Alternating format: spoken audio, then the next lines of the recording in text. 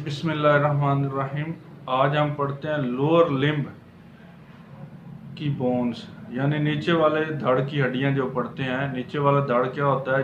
ये जो टांगे हैं ना नीचे वाली, ये दोनों कूल्हे से लेकर पाँव की उंगलियों तक, ये है लोअर लिम्ब। लोअर लिम्ब में सबसे पहली जो हड्डी है वो है फीमर। ये कूल्हे वाली है, इससे लेकर जो घुटने तक है ना, रान की हड्डी जिसे हम कहते हैं, ये फीमर है।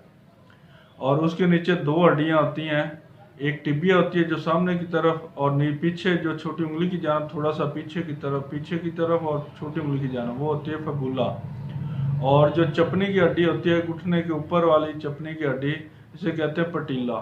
और टार्सल जो एड़ी वाली हड्डियां होती हैं, जो एड़ी का जोड़ बनाती हैं, वो होती हैं 7-8 टार्सल बोन। और जो नीचे तलवे की हड्डियां होती हैं पाँव की, वो होती हैं मेटाटार्सल, वो 5 होती हैं। उसके आगे फ्लेंजेस होती हैं, उंगलियों वाली हड्डियाँ। तो पहली कौन सी है? फीमर। दूसरी पटीला, टखने वाली चपटी वाली। उसके नीचे है टिबिया जो सामने की तरफ होती है, और नीचे थोड़ी सी छोटी उंगली की जानब जो होती है वो होती है फबुला।